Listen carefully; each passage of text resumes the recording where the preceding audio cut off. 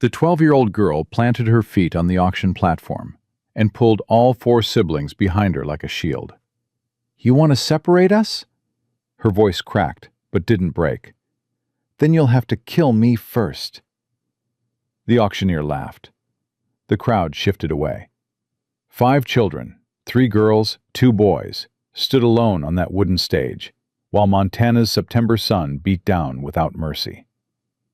The youngest, barely 4 years old, tugged her sister's sleeve. "Clara, why doesn't nobody want us?" Before we begin Clara and her siblings' journey, I invite you to stay until the very end. If their story touches your heart, please subscribe and comment with your city, so I can see how far their story travels across this beautiful country. Clara Jane felt her brother's hand tighten around hers so hard the bones ground together. She didn't flinch. Pain was familiar.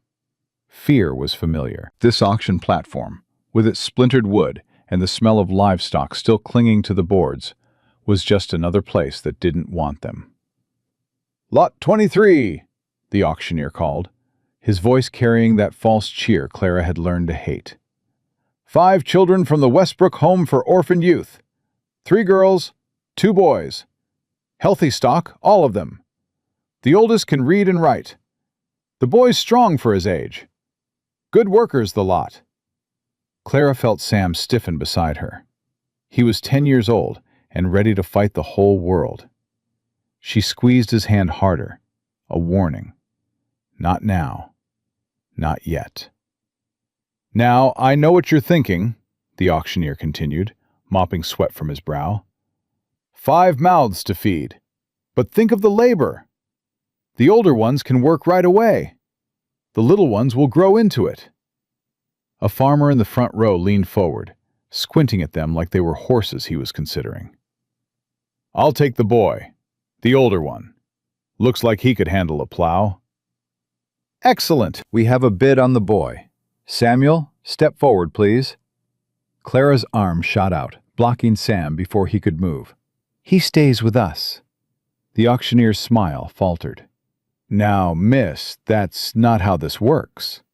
"Then change how it works." Whispers rippled through the crowd. Clara kept her chin up, her back straight, exactly the way Mama had taught her before the fever took everything.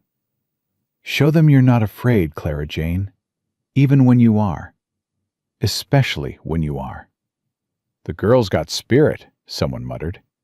"Too much spirit, if you ask me." A woman in a fine blue dress shook her head. 5 children in that kind of attitude? No thank you. I came for a helper, not a headache. Clara didn't blink. Let them talk. Let them judge. As long as they judged together, she could bear it. Behind her, Lily Rose pressed close, her thin arms wrapped around the worn storybook she'd saved from the orphanage. 8 years old, and still believing in fairy tales, in happy endings, in someone riding in to save them. Clara wished she could still believe in anything. Tommy, 6 years old and silent as a grave, clung to Clara's skirt with fingers that trembled constantly now. He hadn't spoken a word in 4 months, not since the Hendersons. Clara's jaw tightened at the memory. She'd made sure the Hendersons never got their hands on another child, made sure the whole town knew what kind of people they were. And she'd paid for it, with a split lip and 3 days locked in the Westbrook basement. Worth it. Every second of darkness was worth it. And then there was Ruthie, 4 years old, cheeks still round with baby fat, curls escaping from the braids Clara had plaited that morning. Ruthie tugged at Clara's sleeve again. "Clara, I'm hungry." "I know, sweetheart. Soon." "You said that yesterday." Clara's heart cracked a little more. She'd been saying that for 2 years now. Soon. Soon things would be better. Soon someone would want them. Soon they'd have a home. The lies tasted like ash in her mouth. "Come now," the auctioneer tried again, his patience visibly fraying. "Someone must want at least one of these children. The little one's adorable. Perfect for a family wanting a daughter to raise." A couple near the back exchanged glances. The woman stepped forward, her eyes fixed on Ruthie with a kind of hunger Clara recognized too well. The hunger of someone who wanted to own something, not love it. "How much for the small one? Just her." Clara moved before conscious thought could stop her, placing herself directly between the woman and Ruthie. "She's not for sale, not without the rest of us." "Excuse me?" The woman's face reddened. "I don't believe that's your decision to make, young lady." "You're right, it's not." Clara's voice hardened to steel. "It's our decision, all 5 of us. We stay together or we don't go anywhere." "Ridiculous." The woman turned to the auctioneer. "Can't you control these children?" "Ma'am, I'm trying, but then try harder." Sam stepped forward, his fists clenched at his sides. "Leave my sisters alone." "Sam," Clara grabbed his arm. "Don't." "She's talking about taking Ruthie, Clara. Just Ruthie. Like we're nothing. Like we don't matter." "I know, but fighting won't help." "What will? Standing here while they pick us apart like vultures on a carcass?" The auctioneer slammed his hand on the podium. "That's enough. If these children can't behave, I'll have them removed." "To where?" Clara shot back. "The orphanage that put us here in the first place? The system that's been trying to separate us since our parents died?" Silence. The crowd stared at her, this thin girl with fire in her eyes, and 4 siblings pressed against her like she was the only shelter they'd ever known. Because she was. For 2 years, Clara Jane had been mother, father, protector, and provider for children she hadn't given birth to, but loved more than her own life. "Our parents died of scarlet fever," she said, her voice carrying across the suddenly quiet yard. "Both of them, within a week of each other. Lily was 6, Sam was 8, Tommy was 4, and Ruthie—" Her voice caught. "Ruthie was 2 years old. She doesn't even remember what Mama looked like." "Clara, don't." Sam's voice was rough. "Don't give them our story. They don't deserve it." "Maybe not, but I'm tired, Sam. I'm so tired of being looked at like we're problems to solve, instead of children who lost everything." Tommy pressed closer, his silent presence a weight against her side. Clara reached down, smoothed his dark hair with fingers that wanted to tremble, but wouldn't. Not in front of these people. Never in front of these people. "What she's not telling you," Sam said suddenly, stepping up beside Clara with his chin jutted out, "is that Clara's the one who kept us alive. When the orphanage tried to send Lily to a family in Wyoming, Clara hid her for 3 days. When they wanted to put Tommy in an asylum because he stopped talking, Clara convinced them he was just shy. When Ruthie got sick last winter, and they said she was too weak to waste medicine on, Clara sat by her bed for 6 nights straight until the fever broke." "Sam, stop." "No, they should know." Sam turned to the crowd, his young face twisted with a fury that made him look far older than 10. "You stand there looking at us like we're cattle, like we're numbers on a ledger. But we're people. We're a family. The only family any of us has left." The woman in blue stepped back, something like shame flickering across her features. But the farmer, the one who'd wanted Sam for his plow, just snorted. "Family or not, 5 mouths is 5 mouths. Nobody can afford that kind of burden." "We're not a burden." Lily's small voice piped up, soft but clear. "We're helpful. Clara can cook and sew and keep a whole house running. Sam's the strongest boy at the orphanage. I can read anything you put in front of me. Tommy—" She paused, glancing at her silent brother. "Tommy draws the prettiest pictures you ever saw. And Ruthie makes everyone smile. That's not a burden. That's a gift." The farmer laughed. "A gift that needs feeding, clothing, and housing. You children don't understand how the world works." "We understand better than you think," Clara said quietly. We understand that the world takes and takes and takes until you have nothing left. We understand that promises get broken and people leave, and sometimes the only thing you can hold on to is each other." She looked down at Ruthie, who was watching her with those big blue eyes that still held trust Clara wasn't sure she deserved. "Are we staying together, Clara?" "Yes, baby, no matter what. Promise?" Clara knelt down, right there on the auction platform with 100 strangers watching, and took Ruthie's small face in her hands. "I promise, on Mama's grave and Papa's memory, I promise you will never be alone. None of you will ever be alone." "This is wasting everyone's time," the auctioneer declared. "If the children refuse to be separated, they can go back to Westbrook. There's another orphan train in 3 months. Maybe they'll be more cooperative by then." "No!" The word came from the back of the crowd, deep and rough like boots on gravel. Clara looked up. A man was moving through the gathered people, and they parted for him without being asked. He was tall, broad-shouldered, wearing a rancher's clothes that had seen better days, but were clean and well-mended. His face was weathered, carved by sun and wind into something hard and unreadable. But his eyes. Clara had learned to read eyes. It was how she'd survived.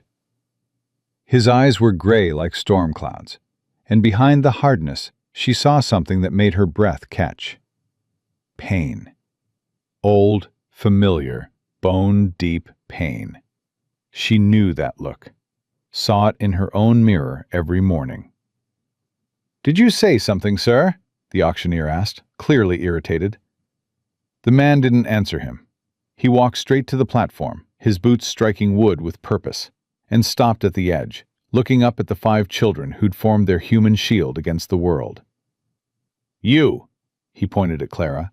"You're the oldest?" "Yes, sir." "And you speak for all of them?" Clara felt Sam tense beside her, ready to argue that he could speak for himself, thank you very much. She squeezed his hand again. "I do." "Then tell me something." The man's voice was low, meant only for her. "That promise you just made, about none of them being alone. Did you mean it?" "Every word." "Even if it meant your own life?" Clara didn't hesitate. "Especially then." Something shifted in those gray eyes. Something Clara couldn't name but felt like the first warmth after a long winter. "How much?" the man asked, turning to the auctioneer. "I'm sorry, sir?" "How much for all 5 of them?" The crowd erupted. Whispers became shouts. Shouts became chaos. People pressed forward, trying to see this madman who just offered to take 5 orphans like they were a matched set of horses.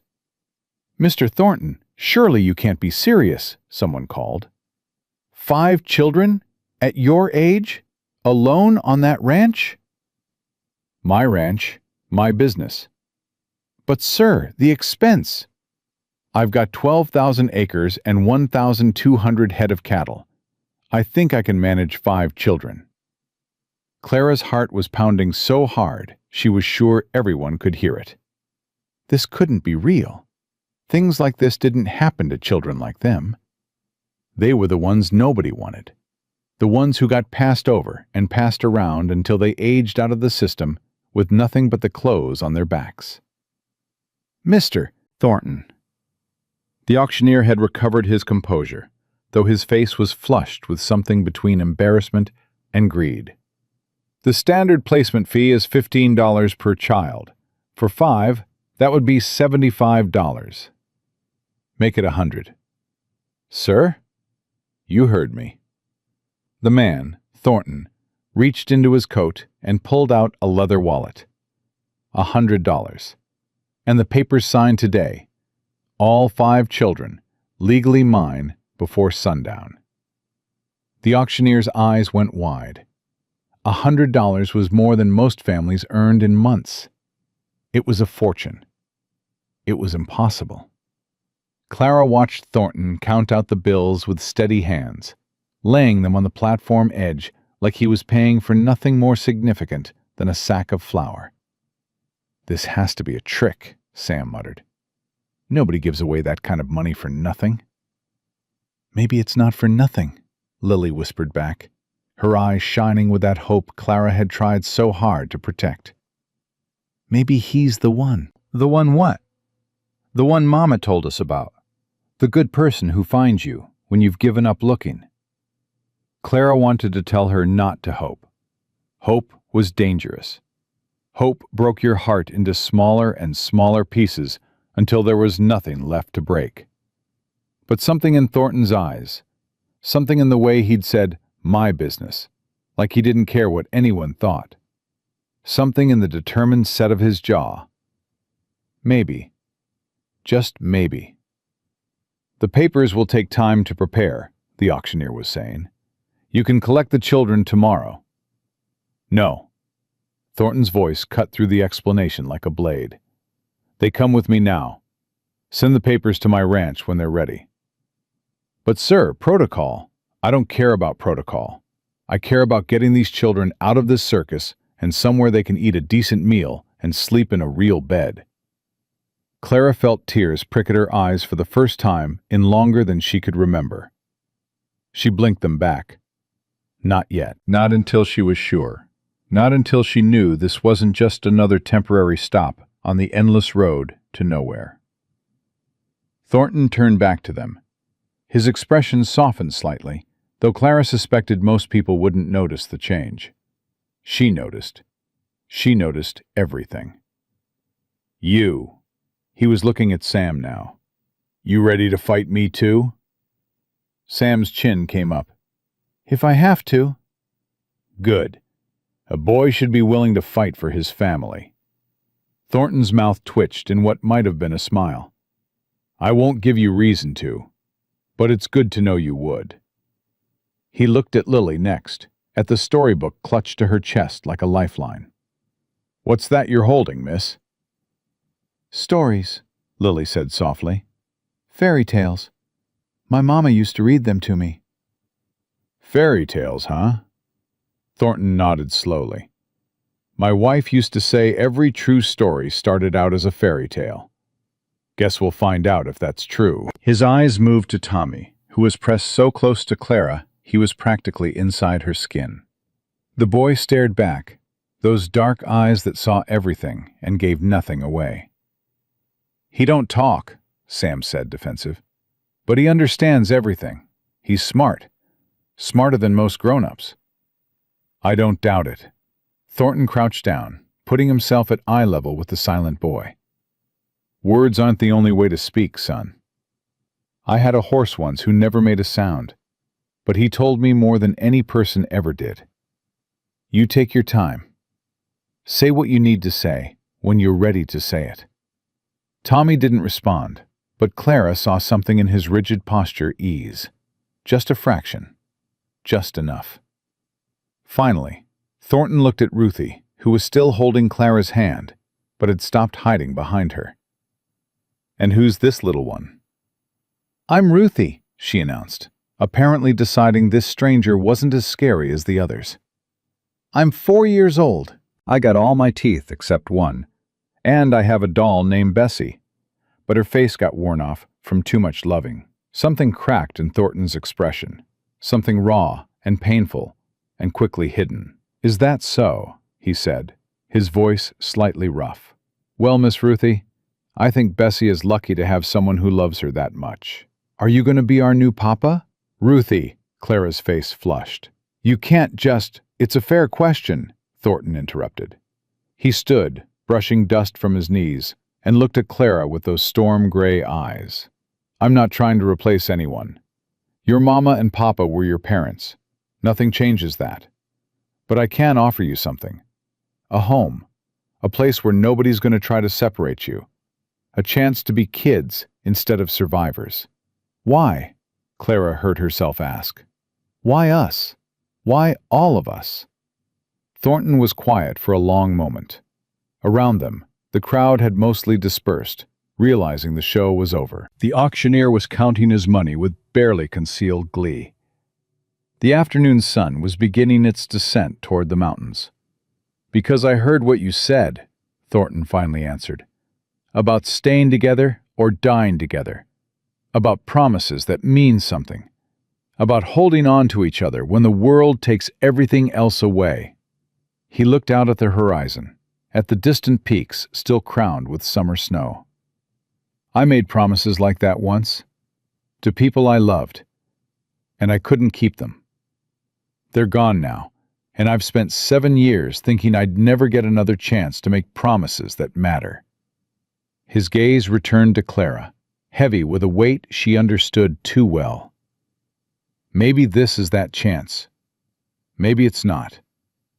But I reckon I'd rather try and fail than spend the rest of my life wondering what could have been. Clara felt Sam's hand in hers, still gripping tight. Felt Lily press closer. Felt Tommy's silent presence like an anchor. Felt Ruthie's small fingers, trusting despite everything. One condition, Clara said. Thornton raised an eyebrow. You're setting conditions? If we're going to do this, we do it right. No more being cargo.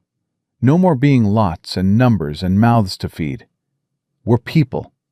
You treat us like people, or we walk. For a moment, she thought she'd gone too far. This man had just paid $100 for them. He could do whatever he wanted. The law would be on his side. It always was. But Thornton just nodded, slow and deliberate. Fair enough. And another thing. Clara's voice hardened. Tommy's been hurt before, by people who were supposed to take care of him. If you ever... I don't hurt children. Thornton's voice went flat, dangerous. I don't hurt anyone who can't fight back. That's not the kind of man I am. How do we know that? You don't. Not yet. He held out his hand, palm up. But I figure trust has to start somewhere. So here's where we start. You take my hand, come to my ranch, and let me prove I mean what I say. And if I ever give you reason to doubt me, you can leave. All 5 of you. I won't stop you. Clara stared at that outstretched hand. Calloused, weathered, scarred across the knuckles. A working man's hand. An honest man's hand. She thought about Mama, dying in a fever sweat, whispering, "Take care of them, Clara. Promise me." She thought about Papa, following Mama into the grave 3 days later. His last words, "Find someone good to help you. They exist. I promise they exist." She thought about 2 years of searching, of hoping, of being disappointed again and again, until hope itself became an enemy. And she thought about this man, Jacob Thornton, who'd just spent $100 on 5 children nobody wanted, who looked at Tommy without fear or pity, who saw Ruthie's faceless doll and didn't laugh, who offered his hand like it was a contract and a promise and a prayer all wrapped into one. Clara took his hand. "Okay, Mr. Thornton, let's go home." Thornton's fingers closed around hers, warm and solid and real. "Call me Jake," he said, "and welcome to the Thornton Ranch." The wagon rattled over the rutted road, and Clara kept her arms wrapped tight around Ruthie, who had fallen asleep against her chest within the first mile. The child's breathing was slow and even, trusting in a way that made Clara's heart ache. Sam sat on the opposite bench, his body rigid, his eyes fixed on Jake Thornton's back, like he was waiting for the man to reveal himself as the monster Sam clearly expected him to be. Lily had her storybook open on her lap, but hadn't turned a page in 20 minutes. And Tommy pressed against Clara's side, his small hand gripping her sleeve, his dark eyes tracking every movement the rancher made. "How far?" Clara asked, breaking the silence that had stretched between them for nearly an hour. 10 miles, give or take. Jake didn't turn around. "We'll be there before dark." "That's a long way from town." "That's the point." Clara absorbed this. A man who wanted distance from other people. She understood that impulse better than she wanted to admit. You got neighbors? Nearest ranch is 8 miles east. The Brennans. Good people, mostly keep to themselves. Jake's shoulders shifted slightly. You'll meet them eventually. Margaret Brennan runs the Ladies' Aid Society. She'll probably show up with food and opinions within the first week. Opinions about what? About me taking in 5 children when I can barely take care of myself. Sam made a sound that might have been a laugh if it had any warmth in it. So you admit it. You don't know what you're doing. Jake finally turned, meeting the boy's hostile gaze without flinching. I admit I've never raised children before. I admit I'll probably make mistakes. But I don't admit that means I shouldn't try. Words. Sam crossed his arms. Everybody's got words. The Hendersons had words too. Talked real pretty about giving us a good home, teaching us values, making us part of their family. Clara felt Tommy flinch at the name. She pulled him closer, her hand finding his hair, smoothing it the way Mama used to do. Sam, she warned. No, Clara, he should know. Sam leaned forward, his young face hard with an anger that had been building for 2 years. The Hendersons took Tommy for 3 weeks. 3 weeks of values and discipline and whatever else they called it. He came back with bruises on his back, and he hasn't said a word since. Jake's hands tightened on the reins. Clara saw the leather creak under his grip. That why he don't talk? That's why he don't talk. The wagon continued rolling.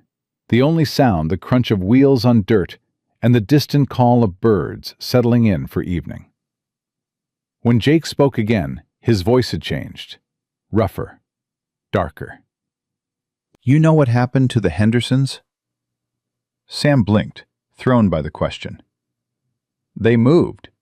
After Clara told everyone what they did, after she showed Tommy's back to the sheriff, they packed up and left in the middle of the night. Good. Jake's jaw was set like granite. Because if they hadn't, and I'd known what they did, they wouldn't have left at all. Something shifted in Sam's expression. Not trust, not yet, but maybe the first crack in the wall he'd built. You mean that? I don't say things I don't mean, boy. Ask anyone in Copper Creek. Jake Thornton's a lot of things, but a liar ain't one of them. Lily looked up from her unread book. What things? Pardon? You said you're a lot of things. What things? Jake was quiet for a moment. Stubborn, set in my ways, not much for socializing or small talk. The town thinks I'm cold, distant, maybe a little strange for living alone all these years. He shrugged. They're not entirely wrong. Why do you live alone? Lily, Clara's voice carried warning. That's personal. It's all right. Jake didn't turn around, but his voice softened. I live alone because the people I loved are gone. My wife, Margaret, died 7 years ago. The baby she was carrying died with her. After that, I didn't see much point in letting anyone else in. The wagon fell silent again, but it was a different kind of silence now. The silence of shared grief, of understanding that didn't need words. Ruthie stirred against Clara's chest, murmuring something in her sleep. Clara adjusted her grip, marveling at how heavy such a small person could feel after hours of holding. There's a woman at the ranch, Jake said eventually. Mrs. Huang. She's been my housekeeper for 3 years. She'll help with the children, with the cooking and such. She's... He paused, seeming to search for the right words. She's good people. Lost her own family to sickness when she first came to Montana. She understands loss. Is she Chinese? Lily asked. She is. That a problem? No. Lily's voice was firm.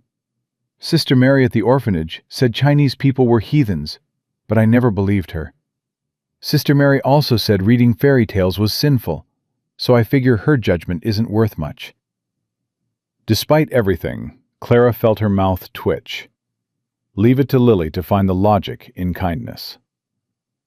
The ranch appeared as the sun touched the western mountains, painting the sky in shades of orange and gold that Clara didn't have time to appreciate. She was too busy watching Jake's back straighten, his shoulders roll with something that looked almost like anticipation. Home, she realized. He's coming home. She wondered what that felt like. She couldn't remember anymore. The wagon pulled up to a house larger than any Clara had ever been inside. 2 stories, built from timber and stone, with a porch that wrapped around the front and windows that reflected the dying light like watching eyes. "It's big," Sam said, his hostility momentarily forgotten in surprise. "Too big for one person." Jake set the brake and climbed down. "Been rattling around in there alone for too long. Figured it was time to fill it up." A woman emerged from the front door, wiping her hands on an apron. She was small, gray-streaked hair pulled back in a neat bun, her face lined, but her eyes sharp and bright. She took in the wagon full of children without so much as a blink of surprise. "So," her voice carried a slight accent, musical and precise. "You actually did it." "Said I would." "You say many things, Mr. Jake. Not all of them happen." But she was smiling as she approached the wagon, her gaze moving over each child with the kind of assessment Clara recognized. The look of someone who'd seen suffering and knew how to spot it. "I'm Adelaide Huang," she said, addressing Clara directly. "You can call me Mrs. Huang or Adelaide, whichever suits. I've made soup. There's bread." "The rooms are ready." Her eyes lingered on Tommy, on the way he pressed against Clara like he was trying to disappear. "There's no rush for anything. You eat when you're hungry, sleep when you're tired. This house has enough space for everyone to find their peace." Clara felt something loosen in her chest, something that had been wound tight for so long she'd forgotten it was there. "Thank you, ma'am." "Don't thank me yet. My soup is very good, but my opinions are very strong. We'll see if you still like me in a week." Adelaide reached up to help Lily down from the wagon. "Come, all of you. Let's get you inside before the cold sets in." The kitchen was warm, filled with smells that made Clara's stomach cramp with hunger she'd been ignoring for days. A large wooden table dominated the center, already set with bowls and spoons and a basket of bread that looked like something from one of Lily's fairy tales. Ruthie woke as Clara set her down, blinking at the unfamiliar surroundings with confusion that quickly turned to wonder. "Clara, is this a castle?" "It's a ranch house, baby." "It's big like a castle." Ruthie's eyes went wide as she spotted the bread. "Is that for us?" "It's for everyone," Adelaide said, ladling soup into bowls. "But you first, little one. Growing children need food more than grown-ups need formality." She placed a bowl in front of Ruthie, who looked at Clara for permission. When Clara nodded, Ruthie grabbed her spoon and began eating with the desperate enthusiasm of a child who'd learned not to take meals for granted. One by one, the others joined her. Sam ate like he was preparing for battle, fueling up for whatever fight he expected to come. Lily ate delicately, savoring each bite, her storybook set aside for once. Tommy ate slowly, carefully, his eyes never leaving his bowl. Clara found she couldn't eat. Her stomach was a knot of emotions too tangled to separate. Hope and fear and exhaustion and something else. Something she didn't want to name because naming it would make it real. "You should eat." Jake had taken a seat at the head of the table, but his bowl sat untouched. He was watching her instead, those gray eyes seeing too much. "When's the last time you had a real meal?" "I eat." "That's not what I asked." Clara's jaw tightened. "The children eat first. That's how it's always been." "That's how it was. Doesn't have to be how it is." "Old habits." I understand old habits. Jake pushed the breadbasket toward her. But part of building something new is letting go of the old. You can't take care of them if you don't take care of yourself first. I've managed fine so far. Have you? His voice was gentle, but the words hit hard. You're 12 years old, Clara. You've been carrying a weight most adults couldn't handle. That's not managing. That's surviving. And surviving isn't the same as living. Clara's hand trembled as she reached for a piece of bread. She didn't want to cry. Crying was weakness, and weakness got exploited. But something about this warm kitchen, these full bowls, this man who looked at her like she was a person instead of a problem. Hey, Jake's voice dropped lower, meant only for her. It's all right. Whatever you're feeling, it's all right. You don't have to be strong every second of every day. Not here. Not anymore. The first tear fell before Clara could stop it, then another. Then she was crying in earnest, great shuddering sobs that shook her whole body, while her siblings stared in horror because Clara didn't cry. Clara was the strong one. Clara held everything together. Adelaide moved without a word, gathering Clara into arms that smelled of soap and ginger, holding her the way Mama used to hold her, the way no one had held her in 2 years. Let it out, Adelaide murmured. All of it. You've carried enough. Clara cried until there was nothing left. Cried for Mama and Papa and the life they should have had. Cried for Tommy's silence and Sam's anger and Lily's desperate hope. Cried for Ruthie, who didn't even remember what they'd lost. Cried for herself, for the childhood she'd sacrificed, for the weight she'd never asked to carry. When the tears finally stopped, she found herself sitting on the kitchen floor, Adelaide beside her, the others clustered around like they didn't know what to do with a Clara who showed weakness. I'm sorry, Clara whispered, her voice raw. I didn't mean to. Don't apologize. Jake had moved closer, crouched down to her level, his face serious but not unkind. Don't ever apologize for being human. You've earned the right to fall apart. The difference is, now you've got people to help put you back together.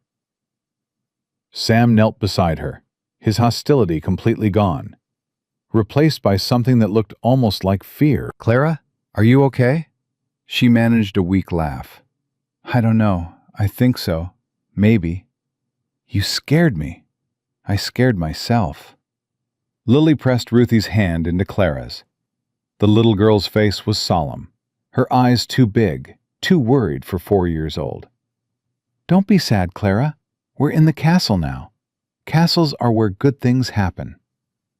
Clara pulled Ruthie close, breathing in the smell of her hair, letting the familiar weight anchor her back to reality. You're right, baby. Good things. We're going to have good things now. She looked up at Jake, at this stranger who'd bought them like livestock and was treating them like family. Why? She asked again, the question she couldn't stop asking. Why are you doing this? Jake was quiet for a long moment. Then he reached out, slow and careful, and rested his hand on her shoulder. Because 7 years ago, I made a promise to my wife that I build something worth building. A family, a home, a life that mattered. His voice roughened. I couldn't keep that promise with her. But maybe I can keep it with you. All of you. If you'll let me try. Clara thought about all the promises she'd heard in her life. The ones that broke, and the ones that bent, and the ones that disappeared like smoke when things got hard. But she thought about Mama's promise, too. Find someone good to help you. They exist. Okay, she said quietly. We'll let you try. The first night, None of the children slept in the beds Adelaide had prepared. Instead, they piled together in the largest room, blankets and pillows creating a nest on the floor. The 5 of them tangled together the way they'd slept at the orphanage, the way they'd slept in barns and doorways, and anywhere else that would have them. Old habits, Clara thought. Hard to break.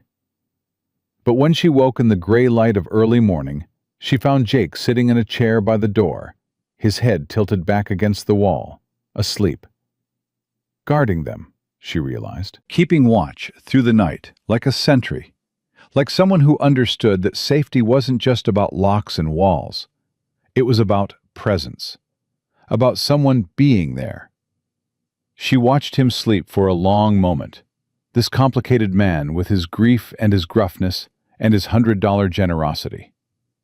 Then she closed her eyes and, for the first time in 2 years, let herself drift back to sleep without fear of what morning would bring.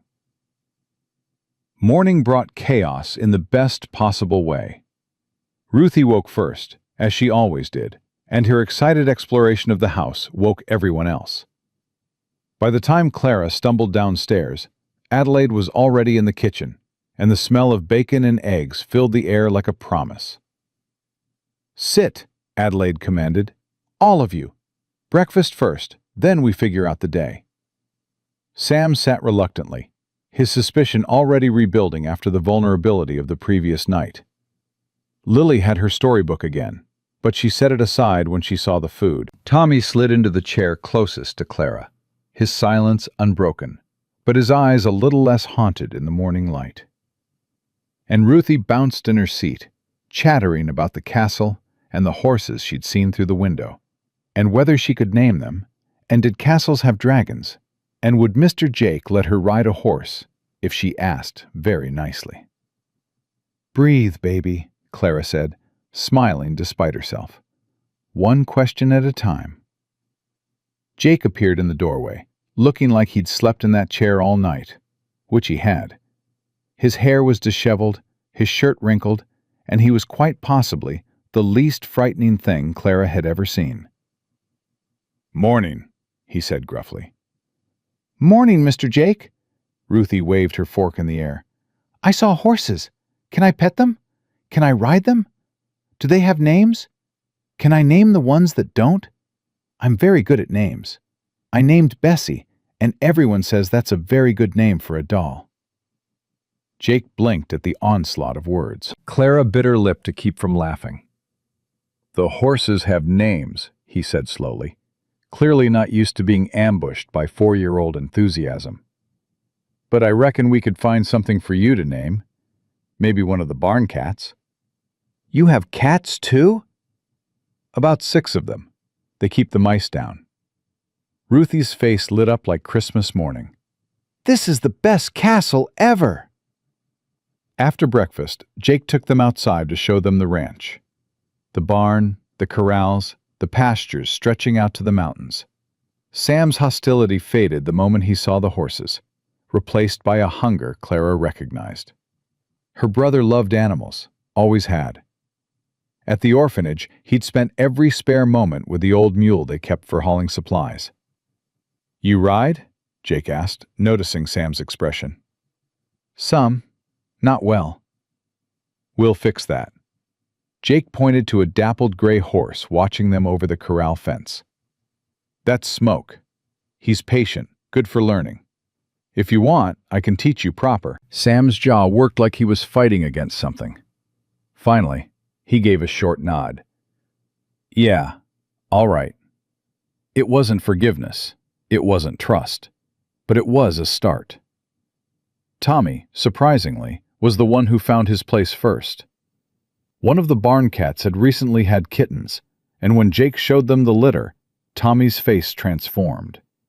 He knelt down, letting the tiny creatures climb over his hands, and for the first time since Clara could remember, she saw him smile. "He can help with them," Jake said quietly to Clara. "Animals don't need words, they just need gentleness. Might be good for him." Clara nodded, her throat too tight to speak. Lily discovered the books. Jake had a small library in his study, dusty from disuse, filled with volumes his wife had collected before she died. When Lily saw them, she actually gasped. "So many," she breathed. "Are these all real?" "Real as anything." Jake pulled one from the shelf, a leather-bound collection of Shakespeare. Margaret loved books, said they were windows into other worlds. I haven't touched them since she passed, but I reckon she'd be happy to know someone was reading them again. Lily held the book like it was made of gold. "Can I really?" "They're yours now. All of them. A girl who loves stories should never want for books." And Ruthie found the piano. It sat in the parlor, covered with a sheet, untouched for 7 years. But Ruthie, being Ruthie, pulled the sheet off without asking and banged on the keys with delighted abandon. Clara moved to stop her, apologizing, but Jake just stood in the doorway, his face unreadable. "Margaret used to play," he said quietly. "Every evening. I'd sit in that chair and listen while she made music out of nothing." He paused. "It's been silent a long time. Maybe too long." Ruthie looked up, her small fingers still on the keys. "Is it okay?" Jake's voice was rough when he answered. "Yeah, little one. It's more than okay." By the end of that first day, something had shifted. Not everything, not all at once, but the foundation had been laid. 5 children who'd learned to expect nothing were starting to imagine something more. And one man who'd buried himself in grief was starting to remember what it felt like to hope. That night, when Clara tucked the others into their pile of blankets, she found Jake in the hallway again, ready to take up his post. "You don't have to guard us all night," she said softly. "We're not going anywhere." "I know." He settled into the chair anyway. "But old habits, right?" Clara almost smiled. "Yeah, old habits." She turned to go, then stopped. "Jake, thank you. For today. For all of it." "Don't thank me yet." His voice was gruff, but his eyes were kind. "We've got a long way to go." "I know." Clara met his gaze steadily. "But for the first time in 2 years, I think we might actually make it." She closed the door softly and went to join her siblings in their nest of blankets. And somewhere in the night, for the second time, she slept without dreaming of all the ways things could fall apart. The weeks that followed were not easy. Clara hadn't expected them to be. But they were different, and different was something she'd almost forgotten how to hope for. School started on a Monday that arrived too fast. Adelaide had spent the weekend sewing new dresses for the girls and mending clothes for the boys until they looked almost respectable. Almost like children who belonged somewhere. "You don't have to go if you're not ready," Jake said at breakfast, watching the 5 of them pick at their food with varying degrees of terror. "Yes, we do," Clara straightened her spine. "The law says children have to attend school, and if we don't go, people will talk. They'll say you're not raising us proper. Let them talk. Easy for you to say. You're not the one who has to face their children every day." Jake set down his coffee cup.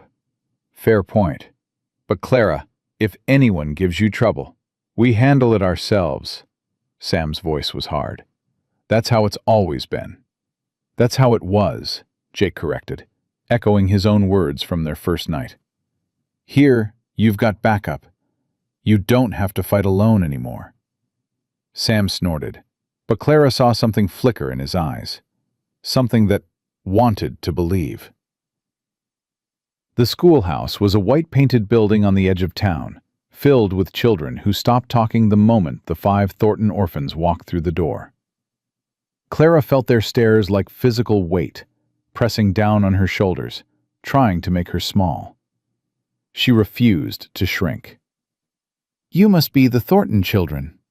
The teacher, Miss Crawford, was a thin woman with gray hair pulled back so tight it seemed to stretch her face. Her eyes moved over them with obvious disapproval. "I've heard about you." "Good things, I hope," Clara said, keeping her voice polite. I've heard Mr. Thornton bought 5 orphans at auction like they were cattle. Miss Crawford's lip curled slightly. I've heard he's playing at being a father when he can barely manage his own affairs. With respect, ma'am, what you've heard and what's true aren't necessarily the same thing. The classroom went dead silent. Miss Crawford's eyes narrowed. Take your seats, the younger ones in front, the older ones in back, and I expect silence unless you're called upon. Is that understood? Yes, ma'am, Clara answered for all of them. She guided Ruthie to a desk near the front, settled Lily and Tommy in the middle rows, and took a seat in the back with Sam. The other children watched them like they were animals in a zoo, curiosities to be examined, but not approached. By lunch, the whispers had started. That's the orphan girl, the one whose mother was a saloon woman. Clara's head snapped toward the voice. 3 girls stood near the school's well, their fine dresses and ribboned hair marking them as daughters of the town's better families. The tallest one, a blonde with a face that might have been pretty if it weren't twisted with malice, was pointing directly at Lily. My mother says her father could have been anyone, probably some drunk who paid $2 for an hour. Lily's face went white. Her storybook slipped from her hands, landing in the dirt. Hey! Clara was moving before she made the conscious decision to move, putting herself between Lily and the girls. You want to say that again? The blonde girl smiled, the kind of smile that had never faced consequences. I'm just telling the truth. Everyone knows what her mother was. It's not my fault she's ashamed of it. Her mother was a person who loved her and took care of her and died too young. That's all anyone needs to know. A person who spread her legs for money. Clara's hand connected with the girl's face before she could stop herself. The crack of palm against cheek echoed across the schoolyard, and suddenly everyone was staring. Everyone was shouting, and Miss Crawford was pushing through the crowd with murder in her eyes. Clara Thornton, how dare you? She insulted my sister. I don't care what she said. We do not strike other students in this school. Then maybe you should teach your students not to say things worth striking them for. Miss Crawford grabbed Clara's arm, her fingers digging in hard enough to bruise. You will come with me this instant. Your guardian will hear about this. Good. Make sure you tell him what those girls said about Lily. Tell him exactly what kind of school this is. They sent her home with a note and a 3-day suspension. Clara didn't care. She walked through the door with her head high and found Jake at the kitchen table, the note already open in front of him. Mrs. Crawford rode out faster than you walked, he said. Wanted to make sure I heard her version first. Clara's stomach dropped. Jake, I can explain. She told me you hit the mayor's daughter. She was saying things about Lily, horrible things, things no child should have to hear. What things? Clara told him, watched his face go dark, his jaw tighten, his hands curl into fists on the table. Sit down, he said when she finished. Clara sat, bracing herself for the punishment. The lecture about controlling her temper, the disappointment she'd seen in so many faces before. You shouldn't have hit her. I know. Violence doesn't solve problems. It just creates new ones. I know. Jake leaned forward, his eyes meeting hers. But if anyone ever talks about your sister like that again, you have my permission to hit them harder. Clara's mouth fell open. What? Some things are worth fighting for. Family's at the top of that list. Jake's voice was rough. You protected Lily the only way you knew how. I'm not going to punish you for that. But next time, come to me first. Let me handle the adults. You're 12 years old, Clara. You shouldn't have to carry this alone. The tears came again, unexpected and unwelcome. Clara wiped them away angrily. I don't know how to let someone else carry things. I've been doing it so long. I know. We'll learn together." The suspension passed, and Clara returned to school with her siblings flanking her like soldiers going into battle. The mayor's daughter kept her distance now, her cheek still bearing the faint shadow of Clara's handprint. But the whispers continued, quieter but no less cruel. Sam's breaking point came 2 weeks later. A boy named William, the blacksmith's son, had been pushing Tommy around since the first day. Nothing obvious, nothing the teachers would notice. A shove here, a kicked lunch pail there, words muttered just low enough to avoid detection. Tommy, as always, said nothing. But Clara saw the way he flinched whenever William came near, saw the light in his eyes dim a little more each day. She was about to intervene herself when Sam got there first. "Touch my brother again," Sam said, stepping between William and Tommy, "and I'll break every bone in your hand." William laughed. He was bigger than Sam, older by a year, already showing the muscle that came from working his father's forge. "Your brother's a mute and a coward. Probably got his tongue cut out at whatever hole you crawled out of." Sam's fist connected with William's nose. The fight was brutal and brief. Sam was smaller, but he fought with the desperation of someone who'd been fighting his whole life. By the time the teachers pulled them apart, William's nose was bleeding, and Sam's eye was swelling shut, and both boys were panting with rage that hadn't been fully spent. This time, Jake came to the school himself. Clara watched from the window as he spoke with Miss Crawford, his posture rigid, his face unreadable. Then he walked to where Sam sat on the schoolhouse steps, a wet cloth pressed to his eye, and crouched down to the boy's level.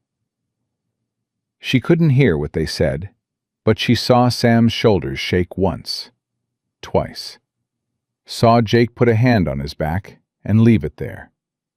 Saw her brother, her angry, hostile, untrusting brother, lean into that touch like it was the first kindness he'd ever known.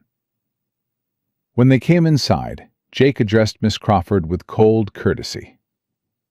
"My boy tells me William's been tormenting his younger brother for weeks, that he's been shoving Tommy, calling him names, trying to get a reaction out of a child who can't defend himself with words."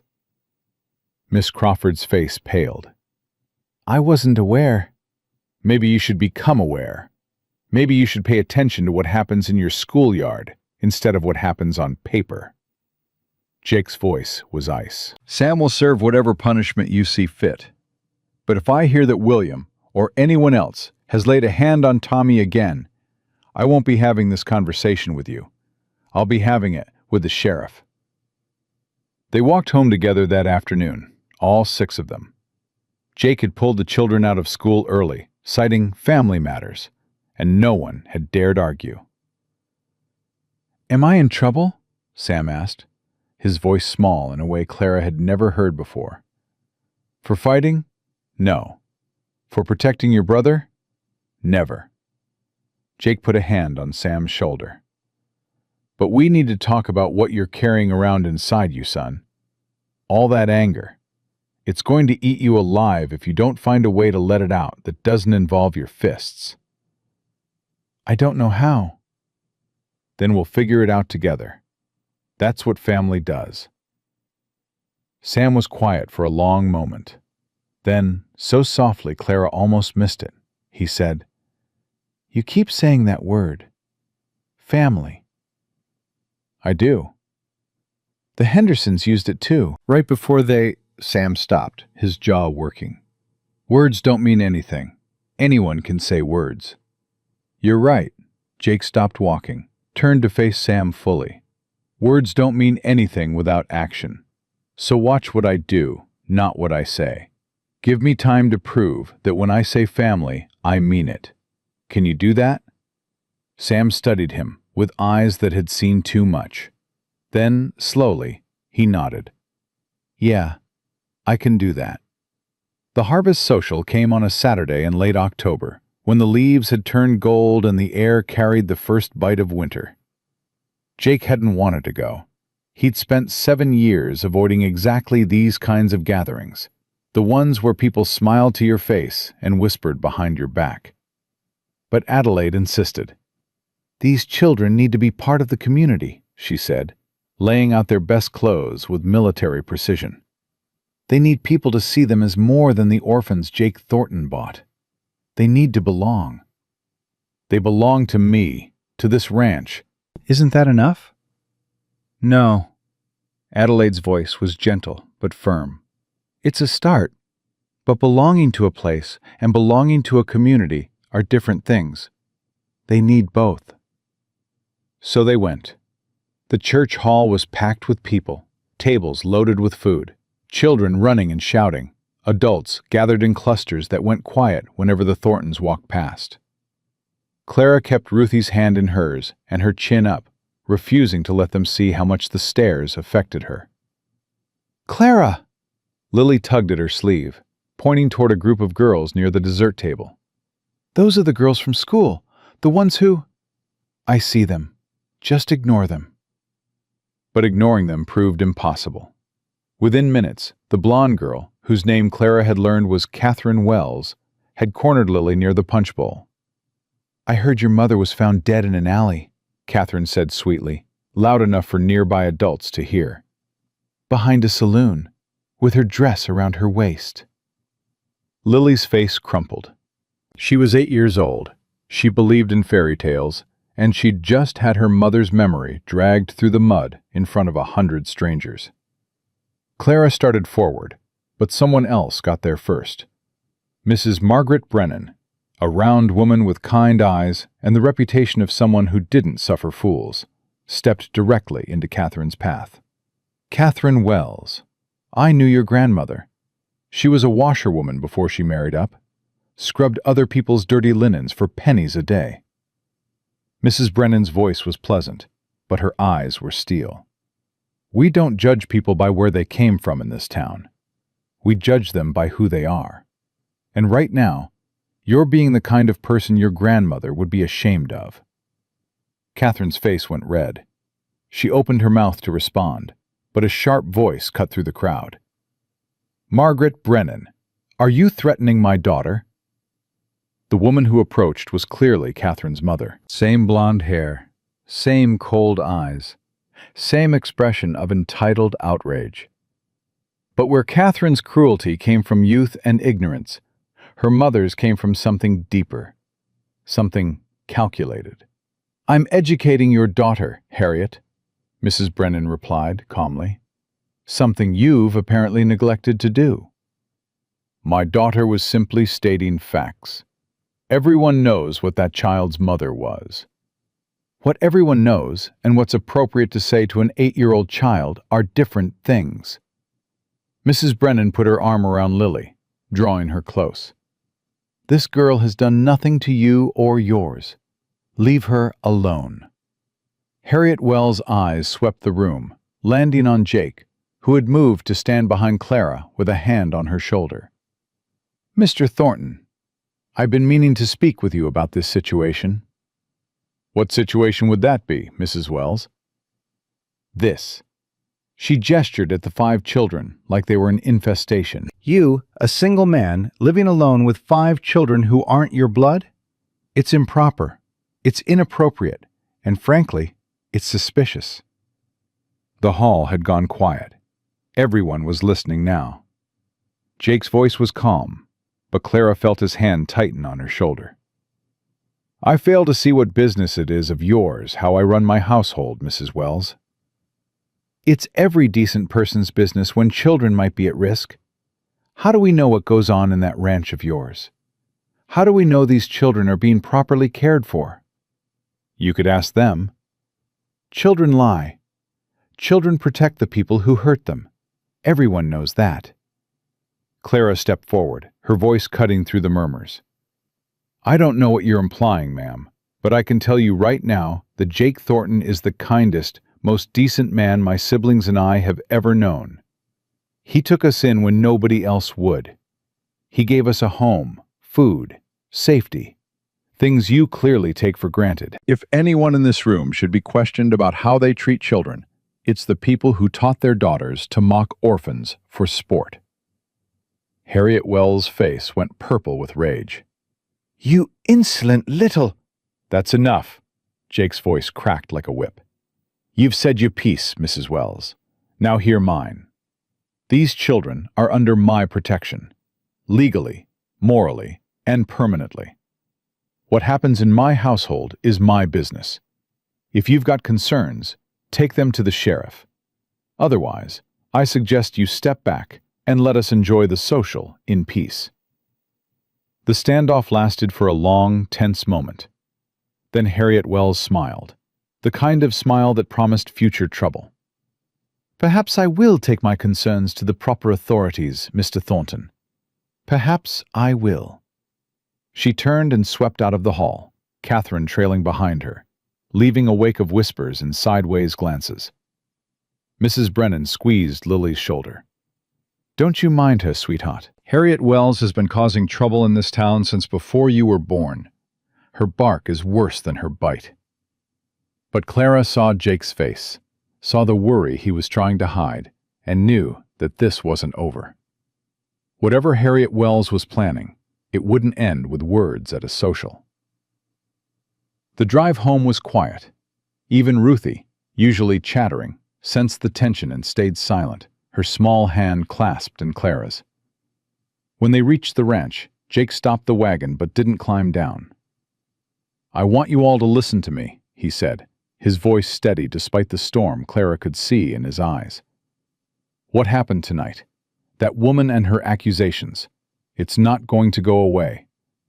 There are people in this town who don't understand why I took you in. People who think the worst because it's easier than believing someone might do good without wanting something in return. What's she going to do? Sam asked, his voice hard. I don't know, but whatever it is, we'll face it together. Jake turned to look at them, all 5 of them huddled in the wagon bed. You hear me? Together. No one's taking any of you away from this ranch. I made you a promise the day I bought your freedom, and I intend to keep it. Clara felt Lily's hand slip into hers, felt Tommy press closer, felt Sam's shoulder brush against hers and Ruthie's small body curl against her side. We believe you, Clara said quietly. But Jake, what if she really does go to the authorities? What if they decide you're not fit to keep us? Jake's jaw tightened. Then I'll fight, with everything I have. That's what you do when something matters. We're something that matters? You're everything that matters. His voice cracked on the words. You 5, this family we're building. It's the first thing that's mattered to me in 7 years. And I'll be damned if I let anyone take it away. They went inside, ate dinner, went through the motions of normal life. But that night, when the house was quiet and the children were asleep, Clara crept downstairs and found Jake sitting in the dark parlor, a glass of whiskey untouched in his hand. You should be in bed, he said without turning around. So should you. She sat down across from him, pulling her knees up to her chest. Jake, I need you to promise me something. What's that? If it comes down to it, if they try to take us and there's no way to win, promise me you'll let Sam and me go first. We're older. We can survive on our own. But Lily and Tommy and Ruthie, they need this place. They need you. Jake set down his glass and looked at her with eyes that held more pain than any person should have to carry. Clara, listen to me. I'm not letting anyone go. Not you, not Sam, not any of you. But if you think for 1 second that I would sacrifice your happiness for the younger ones, you don't know me at all. I'm just trying to be practical. No, you're trying to carry a weight that isn't yours to carry. He leaned forward. You're 12 years old. You've been a parent to these children for 2 years, and you've done an incredible job. But you don't have to be their parent anymore. That's my job now. Let me do it. Clara felt tears prick at her eyes. I don't know how to stop. I know. Neither do I, really. But we're learning, right? Together? She nodded, wiping her eyes with the back of her hand. Together. 3 days later, a man arrived at the ranch with an official envelope bearing the seal of the territorial court. Clara watched from the porch as Jake opened it, watched his face go pale, watched his hands tremble as he read the words inside. "What is it?" she asked, already knowing the answer. Jake looked up, his eyes meeting hers with a devastation that hit like a physical blow. "Harriet Wells filed a petition with the court. They're challenging my guardianship of all 5 of you." His voice broke. "There's a hearing in 2 weeks. If we lose, they're taking you away." The 2 weeks before the hearing passed like a slow death. Clara watched Jake transform from the steady, certain man who'd bought their freedom into someone haunted by the possibility of losing what he'd only just begun to build. He hired a lawyer, a man named Frederick Walsh, who kept offices above the general store and spoke in careful sentences that never quite promised victory. Clara sat in on every meeting, refusing to be excluded from decisions about her own future. "The petition claims you're unfit," Walsh explained, spreading papers across Jake's kitchen table. "It cites your lack of experience with children, your years of isolation, your status as an unmarried man caring for 3 girls. Harriet Wells has been thorough." "Thorough in her lies," Sam muttered from the doorway. "Thorough in her presentation," Walsh corrected. "The court doesn't care about truth as much as it cares about appearances. And the appearance here is of a wealthy bachelor who bought 5 children on impulse and is now raising them without proper feminine influence or community support." "Mrs. Huang is feminine influence," Clara said. "Mrs. Brennan has been helping. The Ladies' Aid Society, all of which we'll present. But I need you to understand the challenge we're facing." Walsh removed his spectacles, rubbed his eyes. "Judges in these cases tend to favor traditional families. A mother and father, preferably with children of their own already. Mr. Thornton, you're asking the court to believe that a grieving widower with no parenting experience can provide a better home than the system designed specifically for orphan children." "The system that put Tommy in the Hendersons' hands?" Jake's voice was ice. "The system that tried to split these children apart like they were cattle?" "The system that exists, for better or worse. We need to work within it." Walsh gathered his papers. "I'll do everything I can, but I need witnesses. People who can testify that these children are thriving under your care. People the court will respect." After Walsh left, Clara found Jake standing on the porch, staring at nothing. "We're going to lose, aren't we?"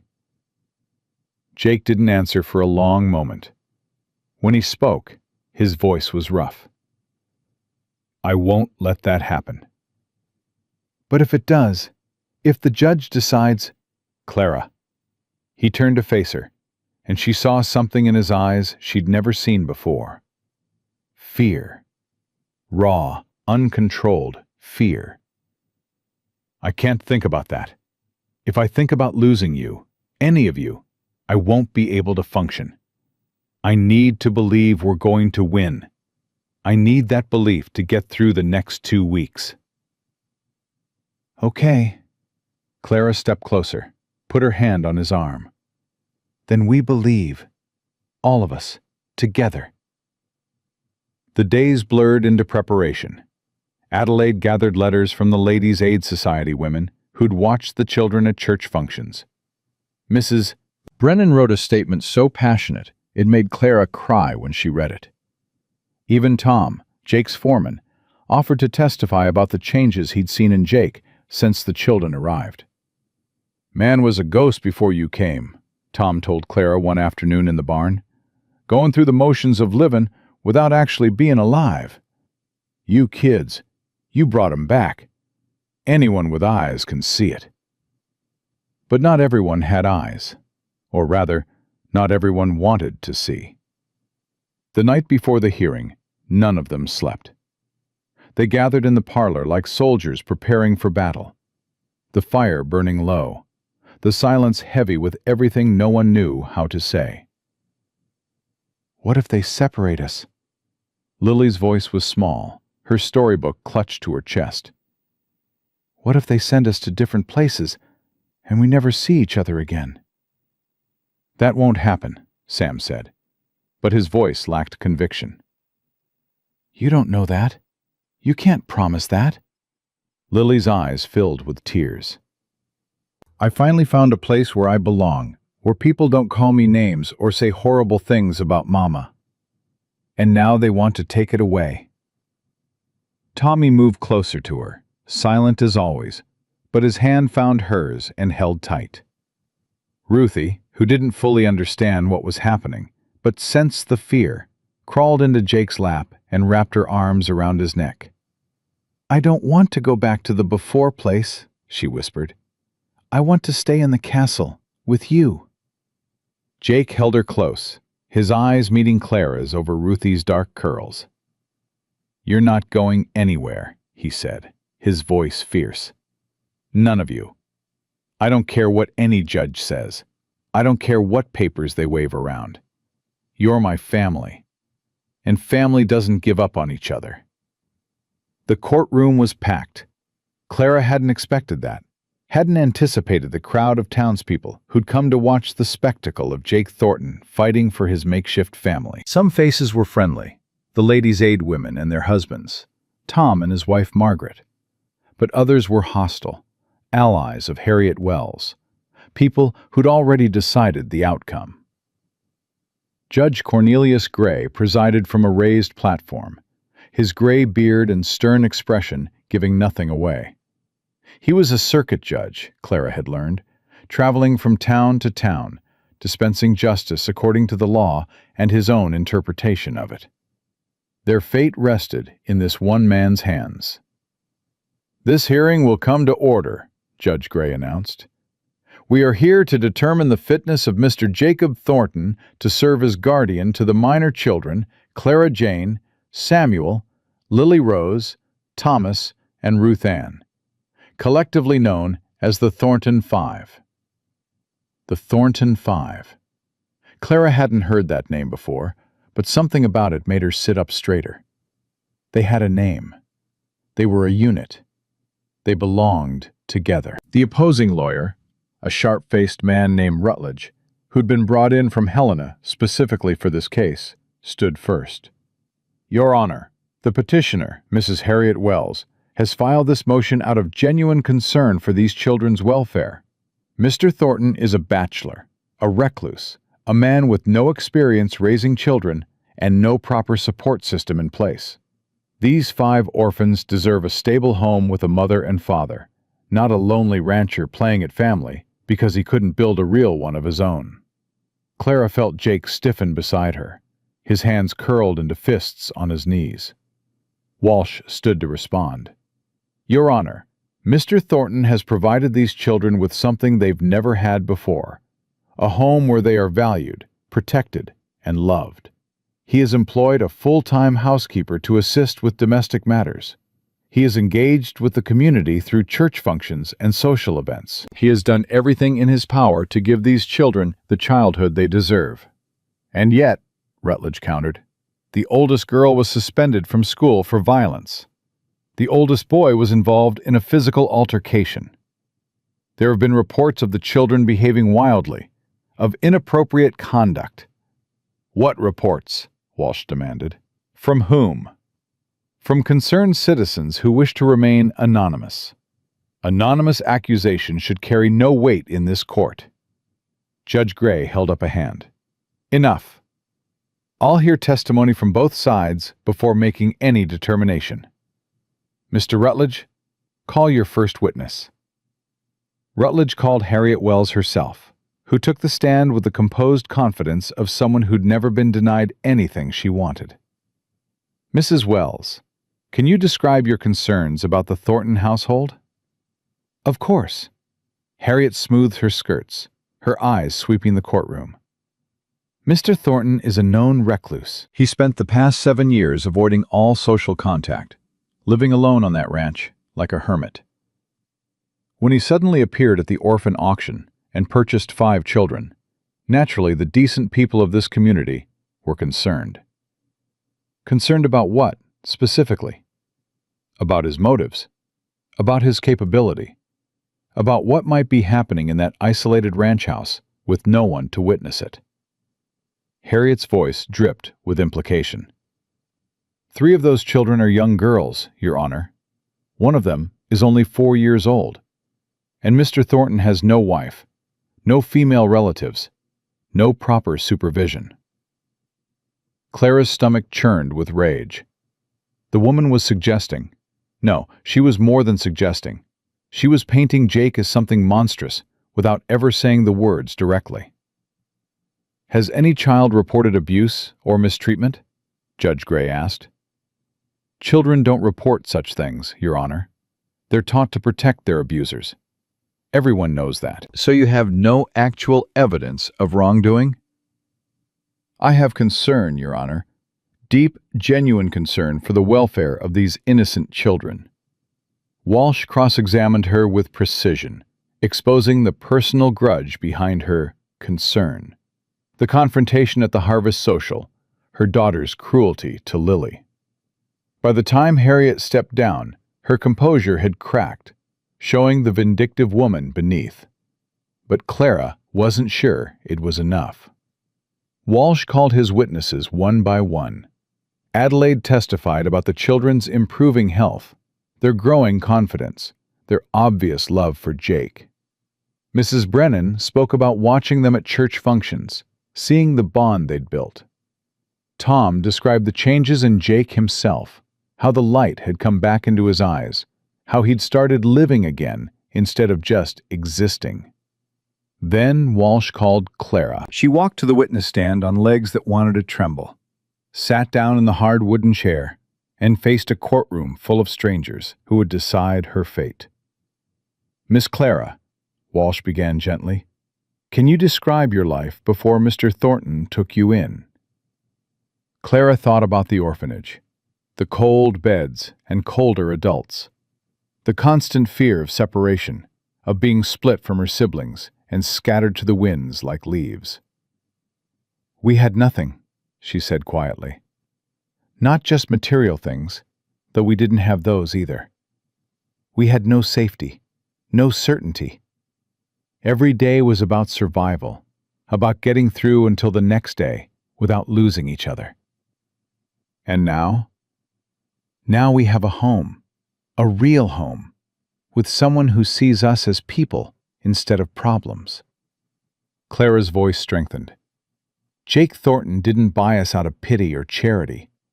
He saw us standing on that platform, heard me say we'd rather die than be separated, and he decided that was unacceptable. He chose us. All 5 of us, together. Do you know how rare that is? Do you know how many people looked at us and saw only burden? Objection, Rutledge called. The witness is making speeches. I'll allow it, Judge Gray said, his eyes fixed on Clara. Continue, miss. Mr. Thornton has never raised a hand to any of us. He's never spoken a cruel word. When I cried in his kitchen because I was so tired of being strong, he held me and told me I didn't have to carry everything alone anymore. Clara's voice cracked. When Sam got in a fight defending Tommy, Jake didn't punish him. He told Sam that protecting family was worth fighting for. When Tommy wouldn't speak, couldn't speak because of what happened to him before, Jake said words weren't the only way to communicate, and gave him space to heal. She turned to look directly at Harriet Wells. You want to talk about what happens in that ranch house? I'll tell you what happens. We eat breakfast together every morning. We do chores and learn to ride horses and help with the cattle. We read books and play piano and laugh at Ruthie's jokes. At night, Jake reads to us from Treasure Island, and for the first time in 2 years, my siblings go to sleep, feeling safe. Clara turned back to the judge, tears streaming down her face. You can take us away from him. You have that power. But you should know that if you do, You'll be destroying the only real family we've ever had. And I will spend every day until I turn 18 trying to get back to him. Because that man is my father in every way that matters, and I will not let anyone take that away without a fight." The courtroom was silent. Clara saw women in the gallery wiping their eyes, men shifting uncomfortably, even Rutledge looking slightly shaken. Judge Gray cleared his throat. "Thank you, Miss Clara. You may step down." Sam testified next, his hostility transformed into fierce loyalty as he described how Jake had earned his trust day by day. Then Lily, her small voice carrying through the silent courtroom as she talked about fairy tales coming true and finding the good person her mama had promised existed. And then Walsh made an unexpected move. "Your Honor, I'd like to call Thomas Thornton to the stand." Clara's heart stopped. Tommy hadn't spoken a word in 4 months. How could he possibly testify? But Jake stood, lifted Tommy from his seat, and carried him to the witness stand. The boy sat rigid in the chair, his dark eyes enormous, his hands clutching the arms like he might float away. "Thomas," Walsh said gently, "I know you don't speak. That's all right. I'm going to ask you some questions, and you can answer by nodding or shaking your head. Can you do that?" Tommy nodded once. "Are you happy living with Mr. Thornton?" A nod. "Do you feel safe?" A nod. "Has Mr. Thornton ever hurt you?" A violent shake of the head. "Has anyone at the Thornton Ranch ever hurt you?" Another shake. Rutledge stood. "Your Honor, this is highly irregular. A witness who cannot speak cannot be properly cross-examined." "The child is communicating clearly," Judge Gray said. "I'll allow it to continue." Walsh turned back to Tommy. "Thomas, I'm going to ask you one more question. If the court decides to remove you from Mr. Thornton's care, what would you want us to know?" Tommy was silent. His hands trembled. His eyes darted around the courtroom, landing on Jake, on Clara, on his siblings watching from the gallery. And then something extraordinary happened. Tommy opened his mouth. The sound that came out was rusty, broken, barely recognizable as a word. But Clara heard it. The whole courtroom heard it. "Pa." Jake made a sound like he'd been punched in the gut. He was on his feet, moving toward the witness stand, but stopped when the judge held up a hand. "Did you say something, son?" Judge Gray asked, leaning forward. Tommy's eyes were locked on Jake now, filled with tears, filled with a desperation to be understood that had been building for 4 months. "Pa," he said again, stronger this time. "Want Pa. Want home. Please." 3 words. 3 words after 4 months of silence, and Clara was crying too hard to see. And Sam had his face in his hands, and Lily was clutching her storybook like a lifeline, and Ruthie was asking Adelaide why everyone was crying. And Jake walked to the witness stand, gathered Tommy in his arms, and held him while the boy sobbed against his shoulder. "I got you," Clara heard him murmur. "I got you, son. I'm not going anywhere." The courtroom had erupted in whispers, in exclamations, in the kind of chaos that happens when something unexpected breaks through the careful formality of legal proceedings. Judge Gray banged his gavel for order. "The court will take a brief recess. Mr. Thornton, please see to your son." Your son. Clara heard those words like a bell ringing. The judge had called Tommy Jake's son. Maybe they had a chance after all. They gathered in an anteroom, all 5 children pressed close to Jake, none of them willing to let go. Tommy was still in Jake's arms, still crying, but they were healing tears now. 4 months of silence finally broken. "You spoke," Clara whispered, touching her brother's hair. Tommy, you spoke. Tommy lifted his head, his wet eyes finding hers. Scared. Scared they'd take us away. Couldn't let them. Had to say. His voice was rough, unused, beautiful. You were so brave, Lily said, tears streaming down her face. The bravest of all of us. Pa. Tommy turned back to Jake, that single word holding everything. Fear and love and hope and the desperate need to belong. Jake's arms tightened around him. I'm right here. I'm not leaving you. Not ever. The recess ended. They filed back into the courtroom, but something had shifted. Clara could feel it in the air, see it in the faces of the people watching. Judge Gray took his seat, his expression thoughtful. This court has heard compelling testimony from both sides. The petitioner has raised legitimate concerns about Mr. Thornton's capabilities and experience. However, the court has also witnessed something remarkable today. A child who has not spoken in 4 months found his voice to ask for his father. He paused, looking directly at Jake. Mr. Thornton, I've been a judge for 23 years. I've seen many custody cases, many families torn apart and put back together. But I have rarely seen what I saw in this courtroom today.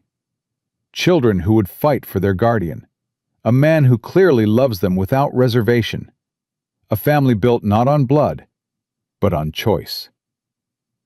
Clara held her breath. It is this court's opinion that removing these children from Mr. Thornton's care would cause significant harm to their well-being. The petition filed by Mrs. Wells appears to be motivated more by personal animosity than genuine concern for the children's welfare. Harriet Wells stood. Your Honor, sit down, Mrs. Wells. I'm not finished. Judge Gray's voice was steel. This court finds in favor of Mr. Jacob Thornton. He is hereby confirmed as the legal guardian of Clara Jane, Samuel, Lily Rose, Thomas, and Ruth Ann.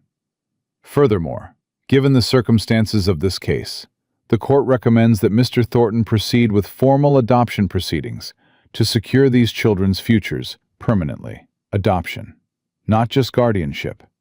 Adoption.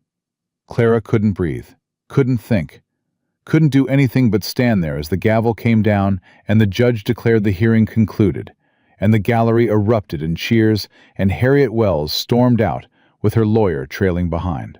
Then Jake was there, pulling all 5 of them into an embrace, his voice breaking as he said, "It's over. It's over.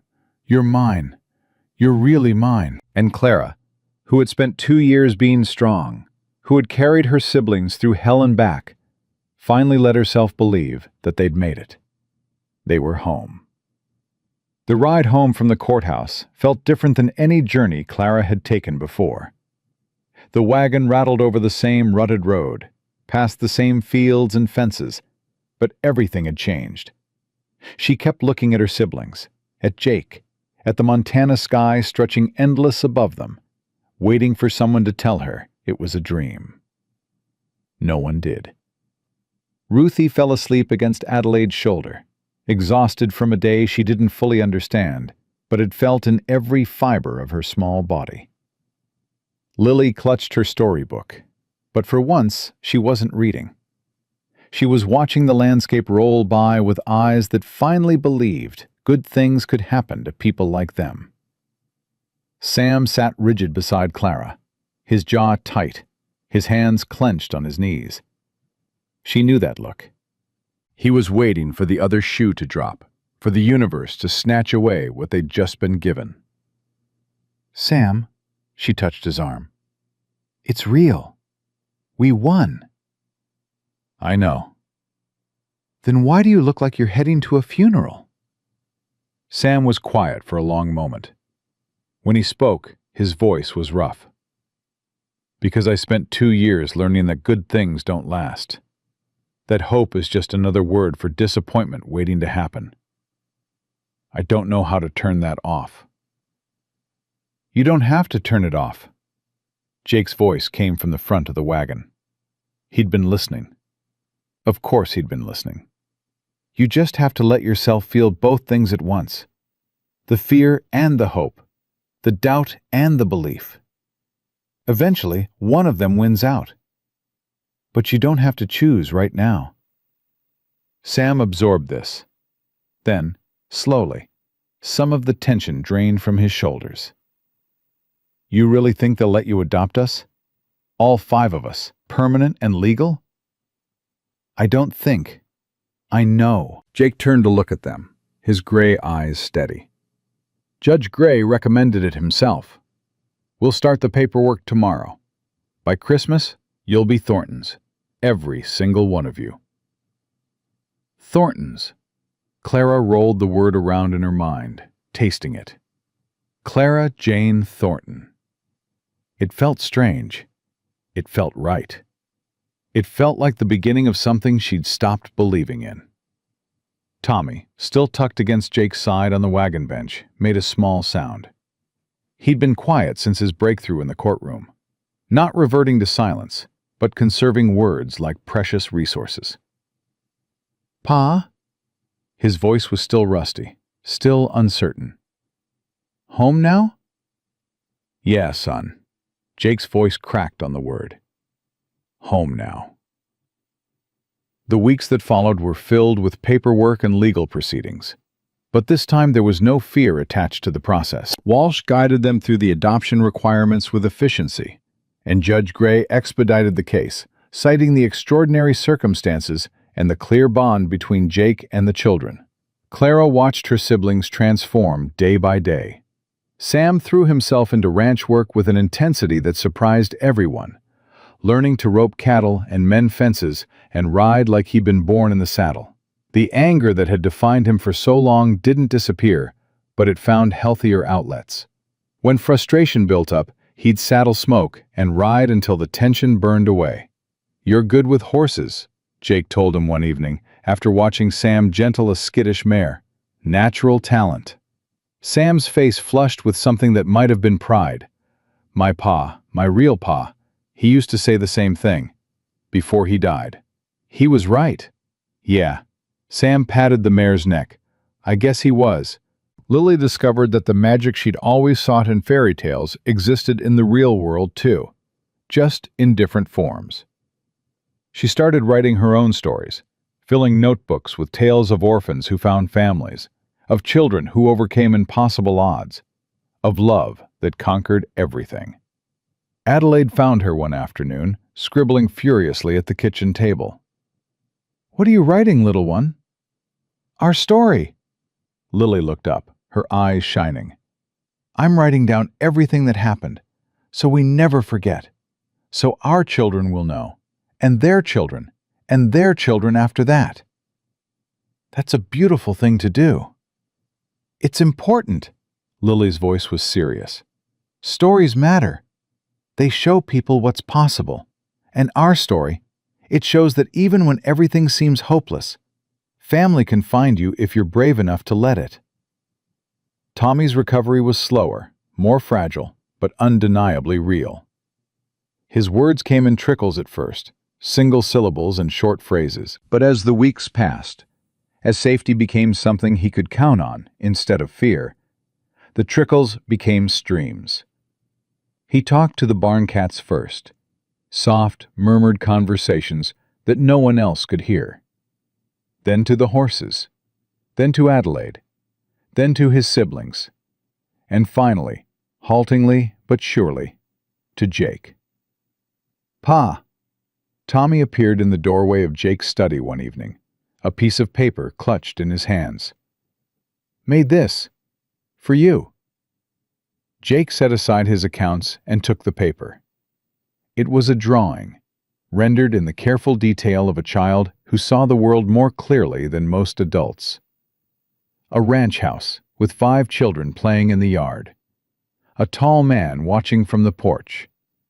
Above them all, the word "home" in wobbly letters. Jake stared at the drawing for a long time without speaking. "You don't like it?" Tommy's voice wavered. No, son. Jake's voice was thick. I love it.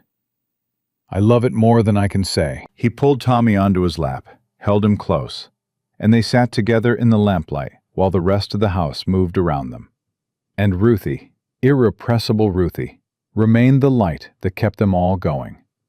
She named all 6 barn cats, learned to play Mary Had a Little Lamb on the piano with one finger, and asked approximately 1,000 questions a day about everything from why the sky was blue to whether horses could learn to read. "If I teach them real patient," she said one morning at breakfast, "do you think they'd understand?" "Horses don't read, sweetheart," Clara said, smiling. "But how do we know, if nobody's tried?" Jake caught Clara's eye across the table, and they shared a look of pure, exhausted affection. "She's got a point," he said. "Maybe nobody's tried hard enough." "See?" Ruthie beamed. "Pa understands." Christmas came with the adoption papers finalized, signed, and filed. They were Thorntons now, legally and permanently. Clara Jane Thornton, Samuel Thornton, Lily Rose Thornton, Thomas Thornton, Ruth Ann Thornton. Adelaide decorated the house with pine boughs and candles until it smelled like everything Christmas was supposed to be. Mrs. Brennan organized a party that half the town attended, including, surprisingly, Catherine Wells. The girl approached Clara hesitantly, her fine dress and ribboned hair at odds with the uncertainty on her face. "I wanted to say, I'm sorry." Catherine's voice was barely above a whisper. "For what I said about Lily's mother. For all of it. It was cruel and wrong, and I knew it was wrong while I was saying it." Clara studied her, this girl who'd been raised to look down on people like them. "Why did you say it then?" "Because my mother told me to. Because I wanted her to be proud of me." Catherine's eyes filled with tears. "But she's not a good person, is she? The things she did, trying to take you away from Mr. Thornton. That wasn't about helping anyone. That was about being angry that your family made her look bad." "No," Clara agreed. "She's not a good person. I don't want to be like her." Clara was quiet for a long moment. She thought about all the cruelty she'd endured, all the pain this girl had caused. She thought about Mama, who'd always said that holding grudges was like drinking poison and expecting the other person to die. "Then don't be," Clara said finally. "You get to choose who you become. That's the whole point of being alive." Catherine nodded, wiped her eyes, and extended her hand. "Can we start over? Please?" Clara looked at that offered hand, remembered the slap she delivered at the harvest social, the satisfaction and the shame that had come with it. "Starting over's hard," she said, "but I'm willing to try, if you are." She took Catherine's hand, and something that had been broken began, slowly, to mend. The winter deepened, burying the ranch under blankets of snow that would have seemed threatening once, but now felt like protection. They were cocooned together, the 6 of them plus Adelaide, learning the rhythms of family life, day by ordinary day. Jake taught Sam to track deer through the snow. Adelaide taught Clara to make dumplings that could rival any restaurant in San Francisco. Lily read her stories aloud to anyone who would listen, and Tommy's drawings covered every available wall surface. Ruthie remained convinced that the horses could learn to read if only someone gave them a chance. And Clara learned, slowly and painfully, to let go. She learned to let Adelaide handle breakfast so she could sleep past dawn. She learned to let Jake discipline Sam when he pushed too far, trusting that discipline didn't mean cruelty.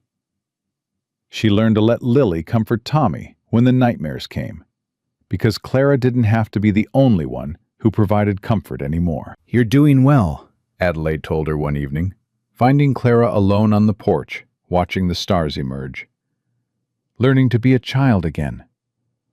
It feels strange, like wearing clothes that don't quite fit." Give it time. You spent 2 years being a mother. It takes more than 2 months to remember how to be a daughter. Clara turned the word over in her mind. Daughter. She'd been a daughter once, to a mother and father who loved her, who were taken too soon, who left her with nothing but memories and responsibility. Now she was a daughter again, Jake's daughter, part of something bigger than herself. Adelaide, do you think they'd be proud of me? My real parents? I think any parent would be proud to have raised a child like you. Adelaide's voice was gentle. You kept your siblings alive through impossible circumstances. You fought for them when no one else would. And when you finally found safety, you had the courage to accept it instead of pushing it away.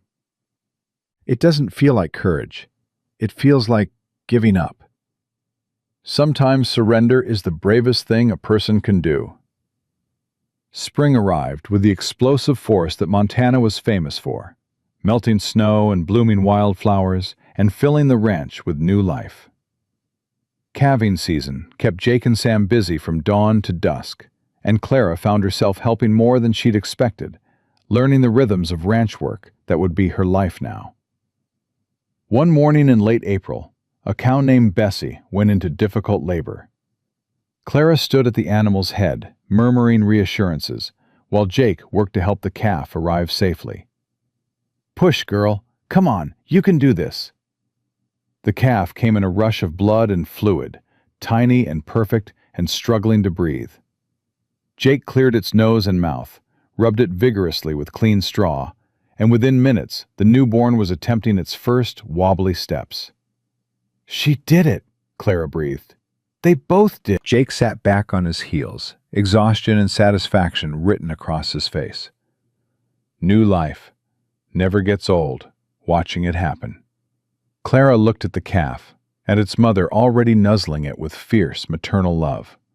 At Jake, who was watching them both with eyes that had seen too much loss and still found room for wonder. I want to stay here forever, she said quietly. Not just because of the paperwork or the adoption. I want this to be my life. The ranch, the animals, this family we've built. I want it all. It's yours. Jake stood, put his arm around her shoulders. All of it. Forever and then some. That evening they gathered on the porch to watch the sunset paint the mountains in shades of gold and purple. All 6 of them, plus Adelaide, who'd become so much a part of the family that no one could imagine life without her. Ruthie sat on Jake's lap, chattering about the kittens and the horses and whether she'd be allowed to name the new calf. Tommy leaned against Clara's side, his drawings spread across his knees, his silence a thing of the past. Lily had her notebook open, recording everything for the story that would never really end. And Sam sat on the porch steps, his eyes on the horizon, no longer watching for danger, but simply watching. I've been thinking, Jake said, his voice carrying in the evening quiet, about how we got here. The auction, the hearing, all of it. And I realized something. What's that? Clara asked. I thought I was saving you that day. Thought I was being noble or generous or whatever people call it when a rich man throws money at a problem. Jake's arm tightened around Ruthie. But you saved me. All 5 of you. You brought me back from a darkness I didn't even know I was living in. You gave me a reason to wake up in the morning. A purpose beyond just existing. That's what family does, Lily said softly. That's what all the stories say. You save each other. The stories are right then. Sam turned from his contemplation of the horizon. You know what I realized? That day at the auction, when Clara said we'd rather die than be separated, I meant it. Every word. I would have chosen death over losing them. Sam, Clara started. Let me finish. His voice was rough but steady. I would have chosen death. But now, for the first time in my life, I'd choose living. Not just surviving, but actually living. Because of this. Because of you." He looked at Jake. "Because someone finally showed me that family doesn't have to hurt." Jake nodded slowly, his eyes bright with unshed tears. "That's all I ever wanted for you, for all of you, to know that love doesn't have to come with pain attached." Ruthie, who'd been unusually quiet, tugged at Jake's shirt. "Pa, I want to say something too." "Go ahead, little one." "I don't remember the before place very good, the orphanage and all that. But I remember being scared. I remember Clara's face when she was trying not to cry. I remember Sam getting angry because angry was better than sad." Ruthie's voice was serious in a way that sat strangely on her 4-year-old face. "I don't feel scared anymore. And Clara doesn't look like she's trying not to cry. And Sam still gets angry sometimes, but it's different angry. Better angry." "What kind of better?" Jake asked. "The kind that protects instead of breaks." Ruthie nodded firmly, satisfied with her own wisdom. "I like the protecting kind better." Clara felt tears sliding down her cheeks and didn't bother to wipe them away. There was no shame in crying here, no weakness in letting herself feel everything this moment deserved. "I used to think family was about blood," she said, her voice thick. "About being born to people who had no choice but to keep you. But that's not what family is at all.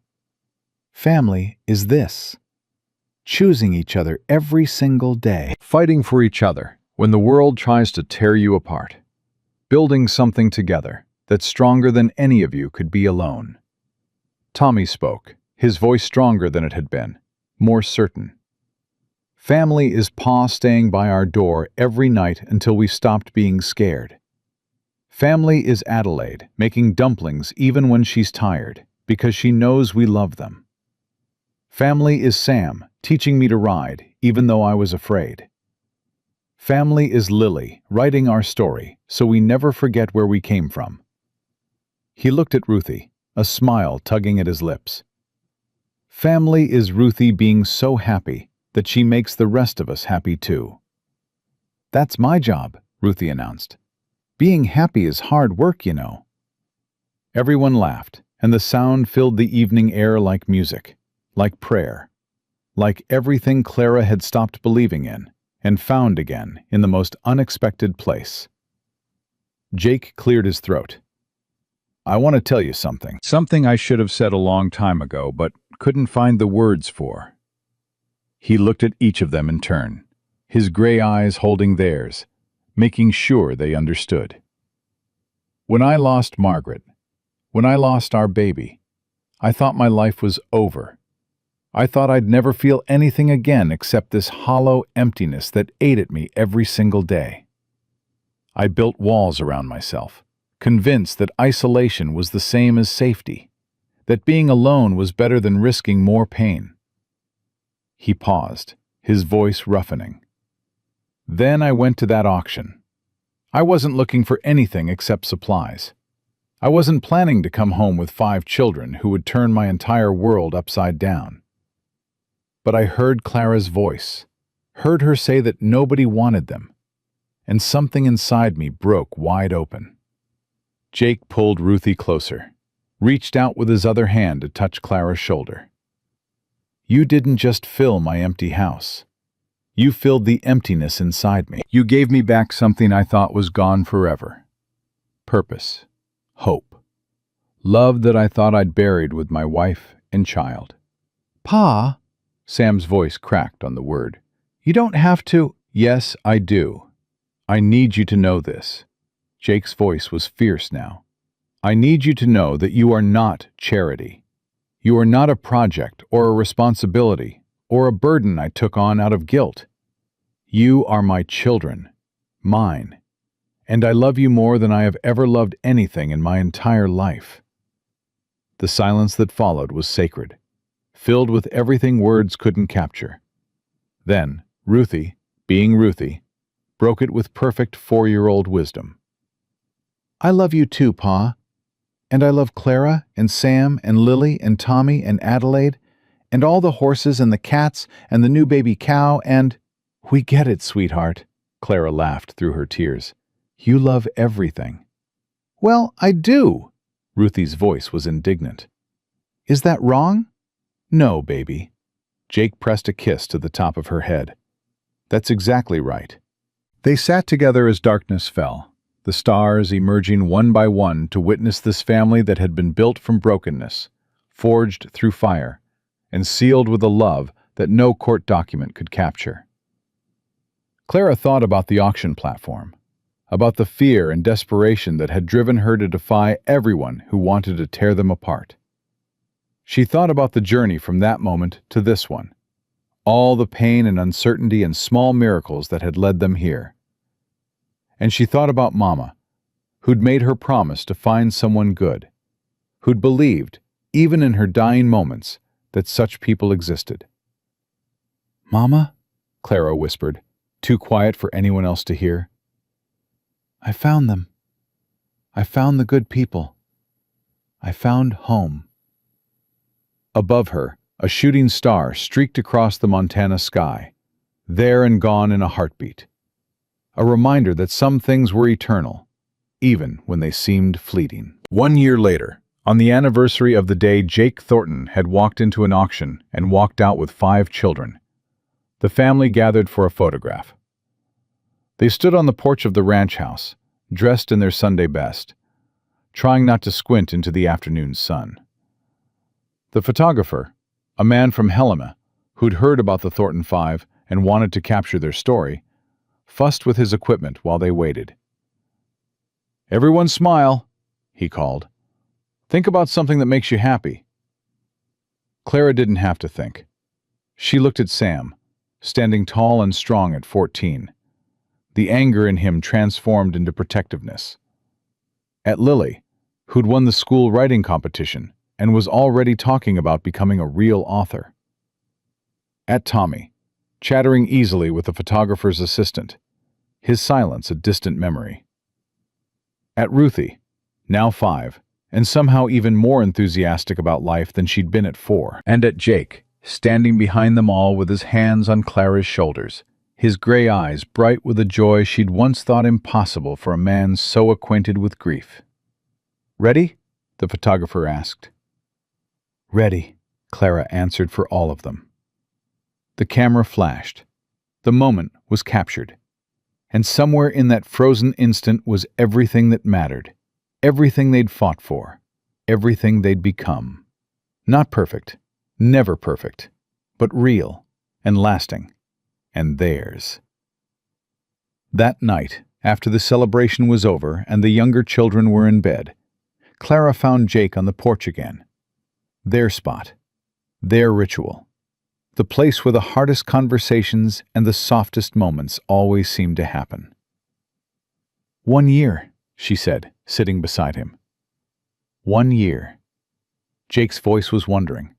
Feels like forever. Feels like yesterday. Both, somehow. Both. They sat in comfortable silence, watching the stars wheel overhead, listening to the sounds of the ranch settling in for the night. "Clara," Jake's voice was serious now, "you know I meant what I said, about you saving me." "I know." "Good, because I need you to remember that. Not just now, but always. When you're grown and have your own family. When you're telling your children about how you came to be a Thornton." He turned to look at her, his face half shadowed in the moonlight. "Remember that you didn't just find a family. You created one. Through your courage and your stubbornness and your absolutely infuriating refusal to give up." Clara smiled, tears pricking at her eyes again.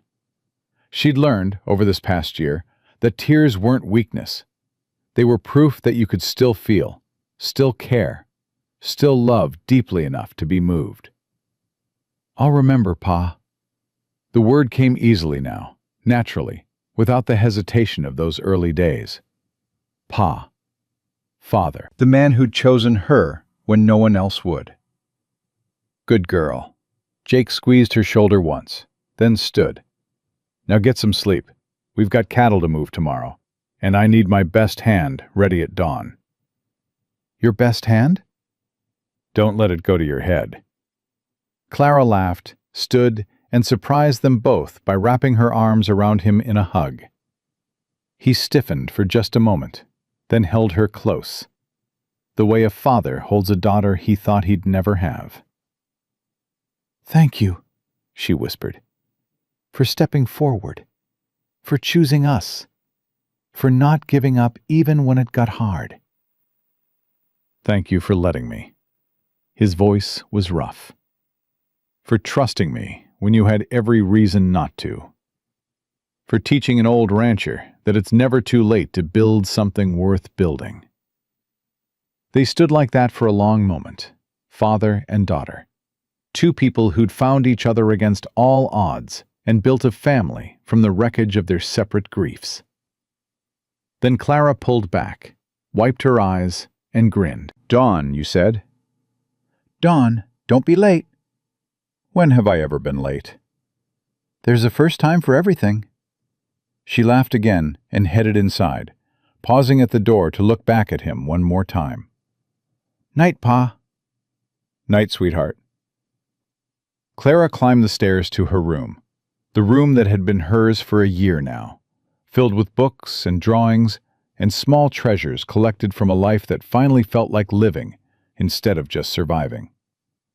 She thought about the auction platform, about the faceless crowd that had turned away, about Ruthie's small voice asking why nobody wanted them. Someone had wanted them. Someone had stepped forward when everyone else stepped back. Someone had looked at 5 broken children and seen not burden, but possibility. Not charity, but family. And in the end, that someone had given them everything. Clara Jane Thornton fell asleep that night with a smile on her face, dreaming of cattle drives and summer storms and a future that stretched out before her, bright and boundless and full of the one thing she'd stopped believing in and found anyway. Home. Not a place, not a building, a choice, made new every morning. A love proven through action.